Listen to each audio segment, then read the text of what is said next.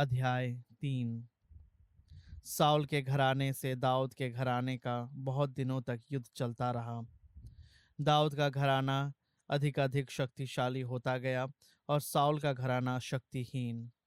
Hebron में दाऊद के पुत्र हेब्रोन में दाऊद के कई पुत्र हुए। उसका पहलौठा पुत्र अम्नोन, जो यज्रेल के अहीनोआब से उत्पन्न हुआ। उसका दूसरा पुत्र किलआब था, जो दूसरी पत्नी कर्मेल के नाबाल की विधवा अबीगैल से उत्पन्न हुआ। तीसरा अबसलोम था। वह गशूर के राजा तल्मै की पुत्री माका का पुत्र था।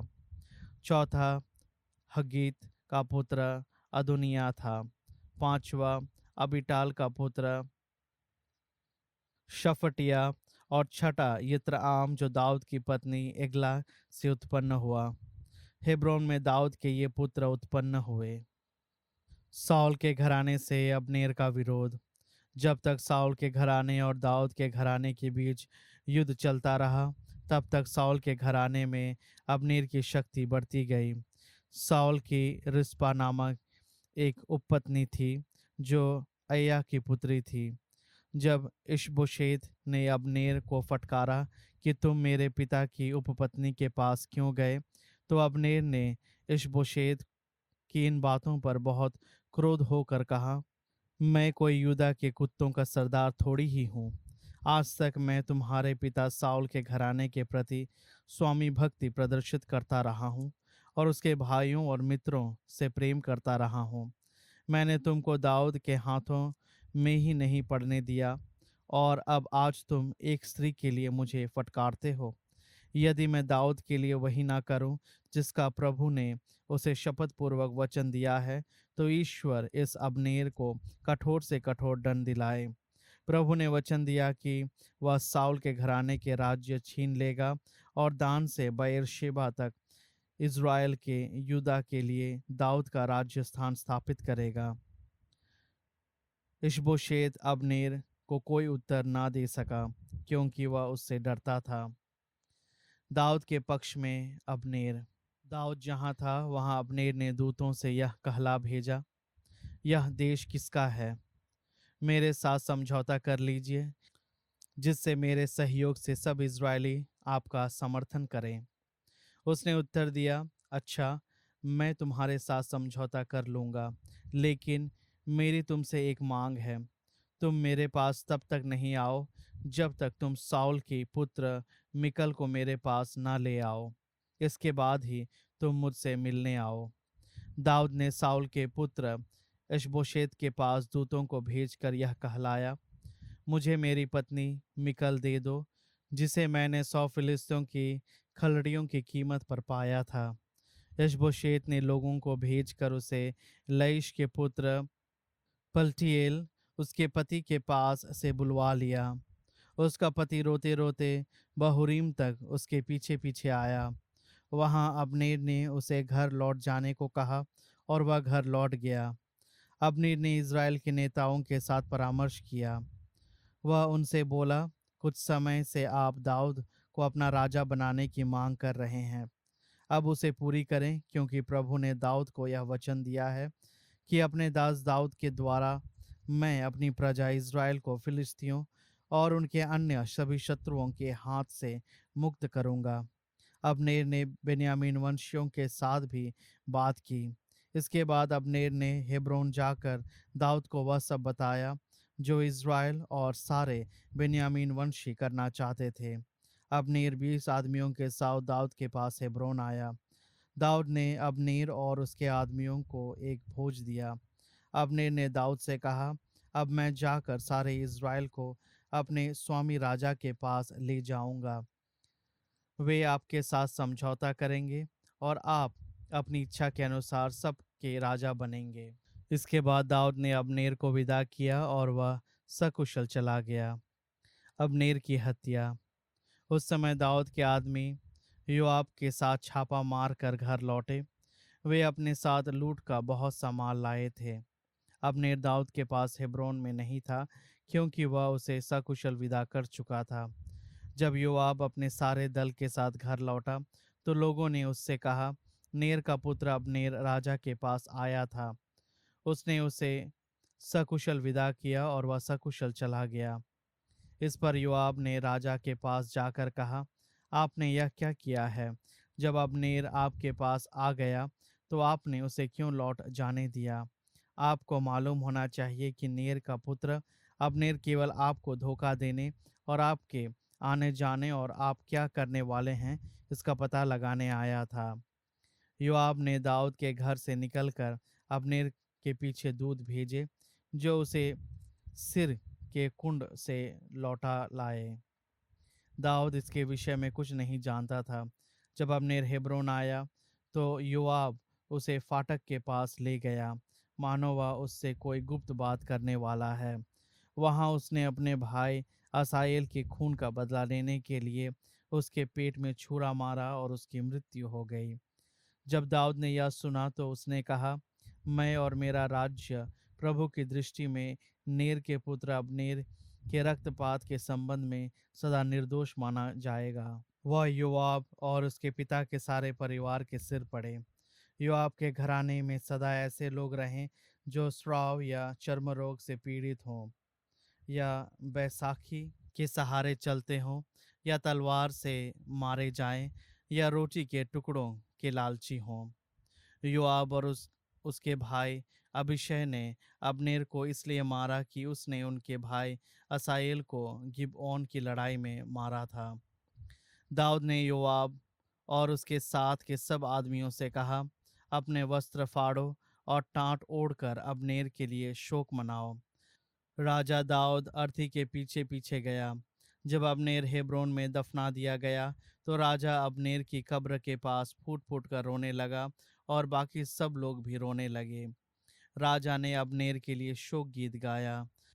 हाय अब्नेर, तुम उपद्रवी की तरह क्यों मारे गए? ना तुम्हारे हाथों में हथकड़ियां थी, ना तुम्हारे पैरों में बेड़ियां। जैसे कोई दुष्टों द्वारा मारा जाता है, उसी तरह तुम धराशायी हो गए हो। तब सब लोग फिर उसके लिए रोने लगे। दिन कुछ शेष रह गया तो लोग दाऊद को भोजन के लिए कहने आए, किंतु दाऊद ने यह शपथ खाई, यदि मैं सूर्यास्त तक रोटी का कुछ भी खाऊं तो ईश्वर मुझे कठोर से कठोर दंड दिलाए। जिन जिन लोगों ने यह बात सुनी उन्हें यह बहुत अच्छी लगी। जो कुछ राजा करता था सब लोगों को अच्छा लगता था। उस दिन सब लोगों को और सब इज़राइल वालों को यह मालूम हो गया कि नेर के पुत्र अब्नेर की हत्या के षड्यंत्र में राजा का हाथ नहीं था। राजा ने अपने लोगों से कहा, क्या तुम यह नहीं समझते कि आज इज़राइल के एक सामंत और महापुरुष मारे गए हैं? यद्यपि मैं अभिषिक्त राजा हूँ, फिर भी आज मैं दुर्बल हूँ। ये पुरुष सरुया के ये पुत्र मुझसे अधिक बलवान है। प्रभु इस कुकर्मी को उसके कुकर्म के लिए दंड दें। इशबोशेत की हत्या, अध्याय 4। जब साउल के पुत्र इशबोशेत को यह पता चला कि अब्नेर हिब्रोन में मारा गया है तो उसका साहस टूट गया और दूसरे इजरायली भी घबरा उठे। साउल के पुत्र के पास दो आदमी थे जो छापामारी दलों के नेता थे। एक का नाम बाना था और दूसरे का रेकाब। वे बेन्यामीन वंशी बैरोत के निवासी रिम्मोन के पुत्र थे, क्योंकि बैरोत की गणना बेन्यामीन में की जाती है। बैरोत के निवासी गिताइम भाग गए थे और वे आज तक वहां प्रवासी होकर रहते हैं। साउल के पुत्र योनाथान का एक पुत्र था जो दोनों पांव से लंगड़ा था। जब साउल और योनाथान के विषय में यज्रेल से समाचार आया तो वह 5 वर्ष का था। उसकी दाई उसे लेकर भाग गई। भागने की जल्दी में वह गिर गया था और लंगड़ा हो गया। उसका नाम मफीबोशेत था। बैरतोवाशी रिम्मोन के पुत्र रेकाब और बाना इशबोशेत के घर की ओर चले और वहां कड़ी धूप में पहुंचे। उस समय इशबोशेत दोपहर का विश्राम कर रहा था। वे गेहूं के फूले लिए घर में घुसे और उन्होंने उसके पेट में छुरा भोंक दिया। इसके बाद रेकाब और उसका भाई बाना भाग गए। वे घर घुस गए थे जब वह अपने शयनागार में पलंग पर सो रहा था। उन्होंने छुरा मारकर उसका वध किया और उसका सिर काट लिया। वे उसका सिर लेकर अराबा के मार्ग पर सारी रात चलते रहे। फिर उन्होंने इशबोशेत का सिर हेब्रोन में दाऊद के पास ले जाकर राजा से कहा, अपने शत्रु शाऊल के पुत्र इशबोशेत का सिर देखिए, यह आपके प्राणों का गाहक था। लेकिन आज प्रभु ने मेरे स्वामी राजा के लिए साउल और उसके वंशजों से बदला चुका लिया है। इशबोशेत के हत्यारों को मृत्युदंड। दाऊद ने बैरतवाशी रिमोन के पुत्र रेकाब और उसके भाई बाना को उत्तर दिया, सब प्रकार के संकटों से मेरी रक्षा करने वाला प्रभु की शपथ, मैंने उस मनुष्य को जो यह समाचार लाया था कि साउल की मृत्यु हो गई है और जिसने यह सोचा था कि यह अच्छा समाचार है, सिकलग में पकड़वा कर मरवा डाला था। मैंने उसे उसके सुसमाचार के लिए वही पुरस्कार दिया। अब यदि दुष्टों ने एक भले आदमी को उसके अपने घर में उसके पलंग पर मार डाला हो, तो क्या मैं तुमसे उसके रक्त का प्रतिशोध ना लूं और तुम्हें पृथ्वी पर से ना मिटा दूं? इस पर दाऊद ने नवयुवकों को आदेश दिया और उन्होंने उनका वध किया। उन्होंने उनके हाथ पांव काट कर उन्हें हेब्रोन के कुंड के पास लटका दिया। उन्होंने इशबोशेत का सिर लेकर हेब्रोन में अब्नेर की कब्र में दफना दिया।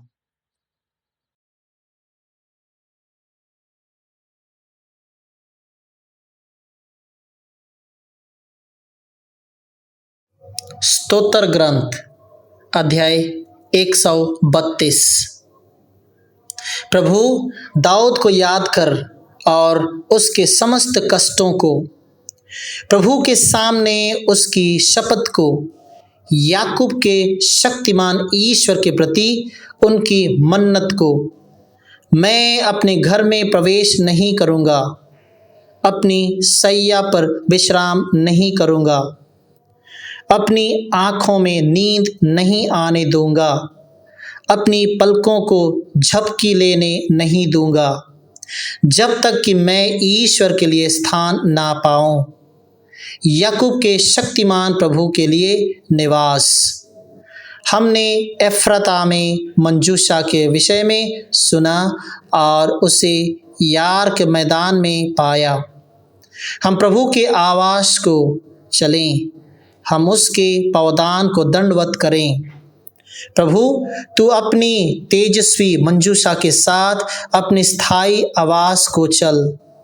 तेरे याजक धार्मिकता के वस्त्र धारण करें, तेरे भक्त आनंद के गीत गाएं। अपने सेवक दाऊद के कारण अपने अभिषिक्त को ना त्याग। प्रभु ने शपथ खाकर दाऊद से प्रतिज्ञा की है, वह अपना वचन भंग नहीं करेगा। मैं तुम्हारे वंशज में से एक को तुम्हारे सिंहासन पर बैठाऊंगा। यदि तुम्हारे पुत्र मेरे विधान पर चलेंगे और मेरे दिए हुए नियमों का पालन करेंगे, तो उनके पुत्र भी सदा सर्वदा के लिए तुम्हारे सिंहासन पर बैठेंगे। क्योंकि प्रभु ने सियोन को चुना और अपने निवास के लिए चाहा। यह मेरा स्थिर स्थायी निवास है, मैं यहीं रहूंगा, क्योंकि मैंने सियोन को चुना है। मैं यहाँ के निवासियों को भरपूर भोजन प्रदान करूंगा। मैं इसके दरिद्रों को रोटी देकर तृप्त करूंगा। मैं इसके याजकों को कल्याण के वस्त्र पहनाऊंगा। इसके भक्तजन उल्लास के गीत गाएंगे। मैं यहाँ दाऊद के लिए एक शक्तिशाली वंशज उत्पन्न करूंगा। अपने मसीह के लिए एक प्रदीप जलाऊंगा। उसके शत्रुओं को लज्जित होना पड़ेगा, किंतु उसके मस्तक पर मेरा मुकुट शोभायमान होगा।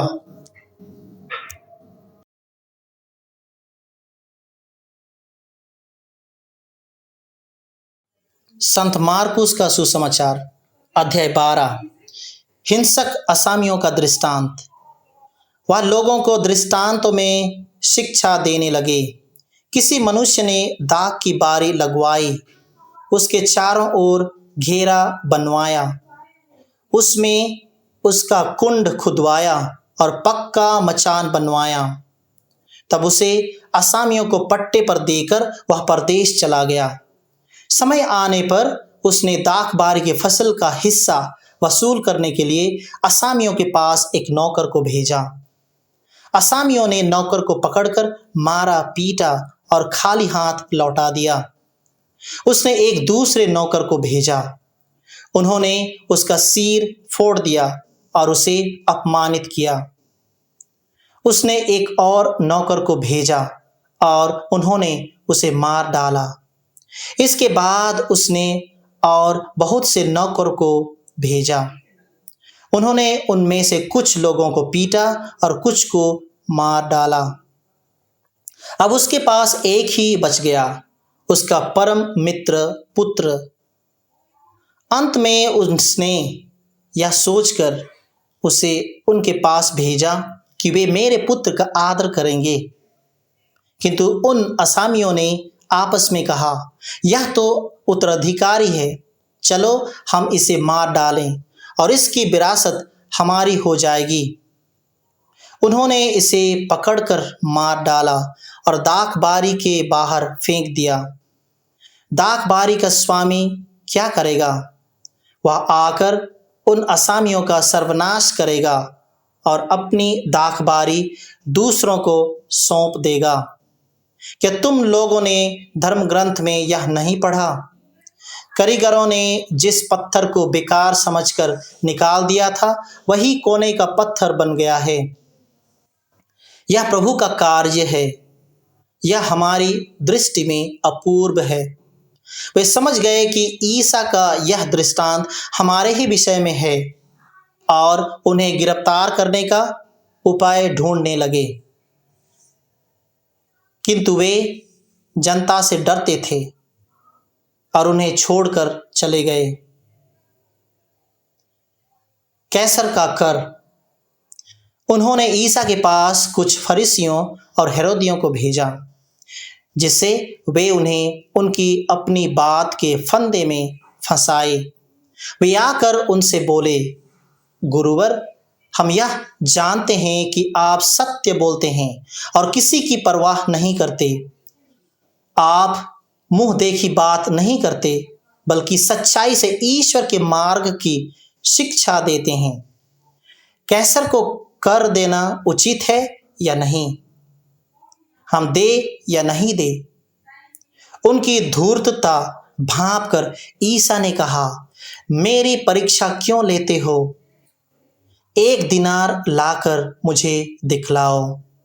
वे दिनार लाए और ईसा ने उनसे पूछा, यह किसका चेहरा और किसका लेख है? उन्होंने उत्तर दिया, कैसर का। इस पर ईसा ने उनसे कहा, जो कैसर का है उसे कैसर को दो और जो ईश्वर का है उसे ईश्वर को। यह सुनकर वे बड़े अचंभे में पड़ गए। पुनरुत्थान का प्रश्न। इसके बाद सदुकी उनके पास आए। उनकी धारणा है कि पुनरुत्थान नहीं होता।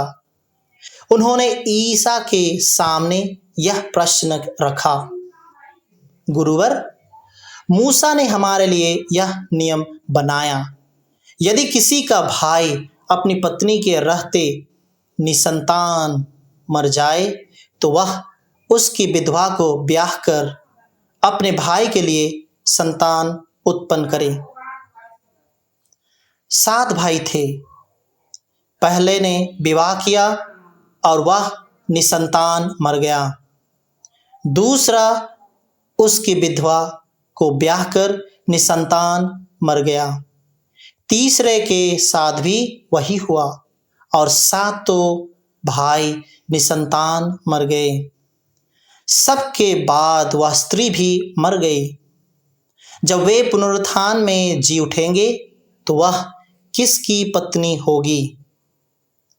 वह तो सातों की पत्नी रह चुकी है।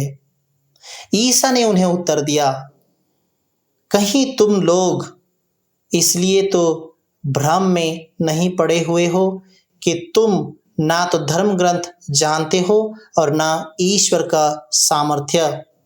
क्योंकि जब वे मृतकों में से जी उठते हैं तब ना तो पुरुष विवाह करते और ना स्त्रियां विवाह में दी जाती हैं, बल्कि वे स्वर्गदूतों के सदृश होते हैं।